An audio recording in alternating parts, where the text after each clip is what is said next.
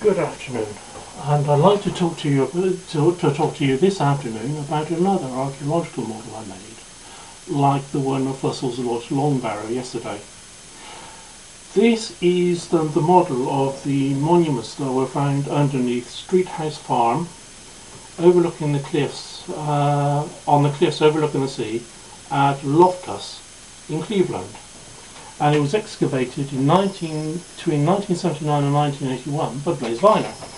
I'll just come around and change the camera so you can see it.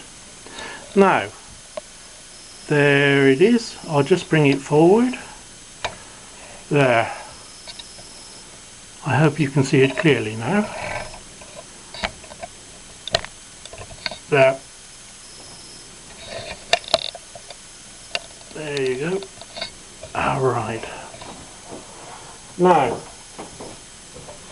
it was found underneath a long barrow, one of the great mortuary monuments put up in the early Neolithic. Now, many of these are underneath them have mortuary houses in which the dead were actually were seen to be placed, and this seems to be one of those.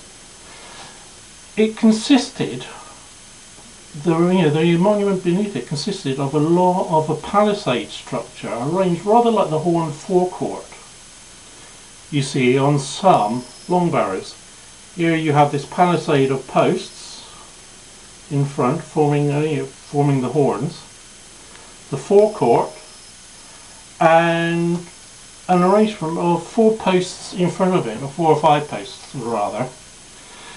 We don't really know what those 4 or 5 posts were. It is believed that they may have been for a light shelter to accommodate some of the worshippers at the site, or that it may have marked the end of a processional way. Behind the palisade and this large post, there was a mortuary structure which may have been a house. It's been reconstructed as a house here.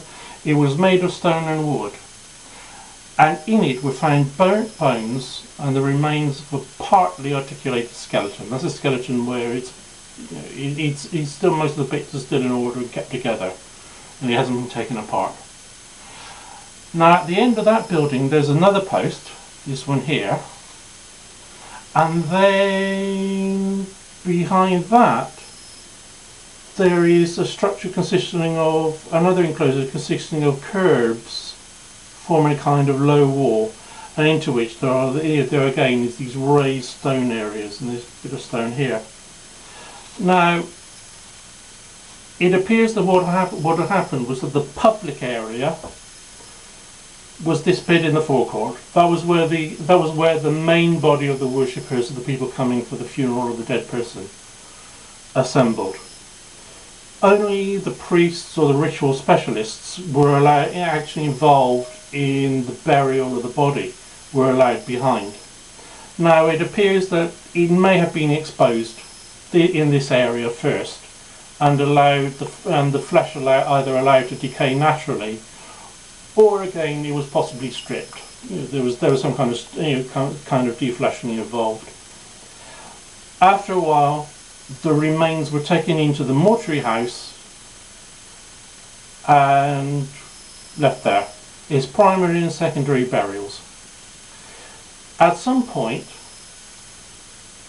the house was set on fire, including the bones in it, and the bones were found, as I said, they were found burnt. A stone cairn was then placed on top of these structures, with the exception of the palisade at the front. And this stone cairn seems to have remained a sacred site for the next 2,000 years. It was visited several times and enlarged, and 2 millennia later, 2,000 years later, in the Bronze Age, people came and they put up a round barrow next to the long barrow which their ancestors had made for this person 2 millennia previously.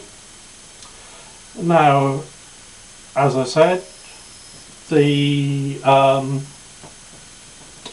was quite common for bodies to be defleshed off-site, This could be done a number of ways. Natural decay, scavenging by carrion birds like crows, or burning. And some of the bodies found at the Hazelton and West Kennet long barrows appear to have been defleshed off-site in this method. They were found burnt, which suggests that this, something like this servant here, or similar, had occurred. And there it is. I'll turn it around so you can get a better idea of what it was like in 3D. That's what the people would have seen approaching it, or something like it. And then you go round from the other side and from the rear.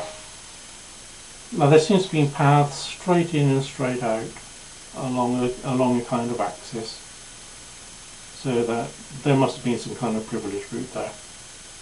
But that is my model of the Street House Farm in Loftus, Cleveland. It was built sometime around 3500 and continued for several centuries afterwards. Thank you for listening.